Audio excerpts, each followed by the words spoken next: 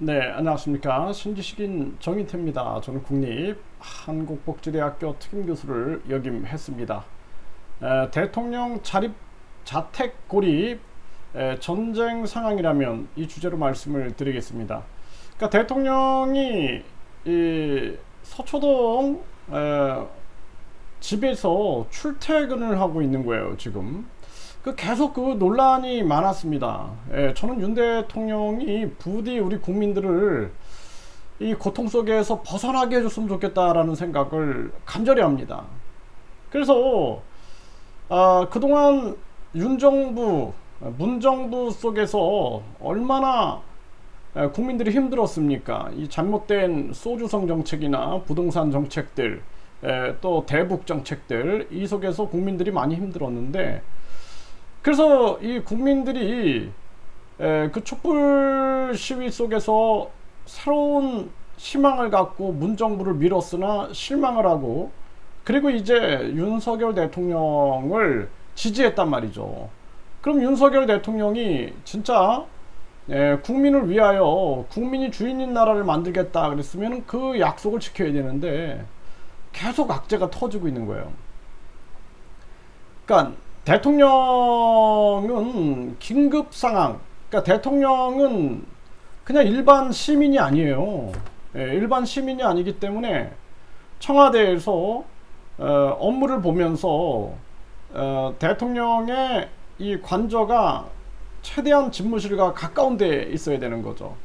거기서 업무를 보면서 긴급 상황에 대비를 해야 되는데, 지금 이 폭우 상황에서 대통령이 자택에 고립된 이러한 상황이 발생됐다, 이러한 기사들이 나오고 있는데, 만약 전쟁 상황이라면 어떻게 하겠습니까? 그래서 이 윤 대통령도 문제고 이 참모들도 큰 문제예요. 출퇴근하시는 건 안 됩니다. 막았어야 되는 거예요. 그리고 막 고집을 가지고 막 청와대를 나와가지고 광화문 청사로 간다. 광화문 청사가 안 되니까 또 용산으로 간다. 그리고 또 관저도 또 뭐 아직도 준비가 안 된 그러한 정황 속에서 왔다 갔다 하면서 이런 상황이라는 것이 굉장히 위험한 거다라는 것입니다. 그래서 이 대통령의 고집도 큰 문제다라는 생각이 들고, 그 참모들이 목에 칼이 들어와도 만약에 전쟁 상황이라면 어떡하겠습니까? 대통령이 출퇴근하신다라는 건 안 됩니다. 집무실과 최대한 가까운 데에 있어서 업무를 보셔야 됩니다. 이렇게 얘기를 해야 되는데, 이것들은 그냥 계속해서 감싸기, 내로남불하기에만 정신이 없으니까 이 나라가 이 모양 이 꼴이 된다. 야당 쪽에서는 계속 공격을 하는 거죠. 정의당은 윤 집가 상황실 다르지 않다, 용산 출근은 왜 하나, 이렇게 얘기를 하고 있고, 고민정의도 저는 이 고민정 의원을 별로 좋아하지 않아요.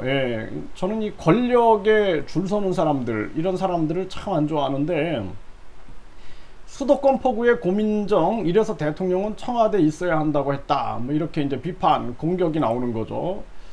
네, 물난리 속 정시 퇴근하고 자택 고립된 대통령실 고립이 문제되냐, 이런 태도가 가장 큰 문제다라는 거예요. 이런 태도가. 그래서 이 대통령실을 완전히 갈아엎지 않으면 안 된다, 저는 그렇게 생각을 합니다. 폭우로 고립됐던 윤 대통령 9일 오전 근황 사진이 떴다라는 거죠. 이게 얼마나 심각한 정황입니까? 그래서 윤 대통령이 내가 사는 아파트도 침수될 정도니, 이런 얘기를 했어요. 그러면은 이게 대통령이 전쟁이 만약에 터졌다 그러면은, 만약에 자택에서 고립됐다 그러면 어떡하겠습니까? 지금 이 중부지방의 물폭탄 8명이 사망했고 6명이 실종을 하고 서초터널에 운전자가 고립된 그러한 정황이죠. 참 심각한 그러한 상황이다. 대통령 있는 곳이 결국 상황실, 퇴근 후 자택에서 고립된 윤 대통령은 재택근무하며 업무 지시를 했다, 이런 비판들이 나오는 겁니다. 그러니까 저는, 제가 봤을 때는 이 주변에 아부하는 자들, 주변에 내로남불식 답변하는 자들 먼저 쳐내지 않으면 안 된다. 그런 자들 때문에 결국에는 나라가 망하는 거다. 분명하게 말씀을 드립니다.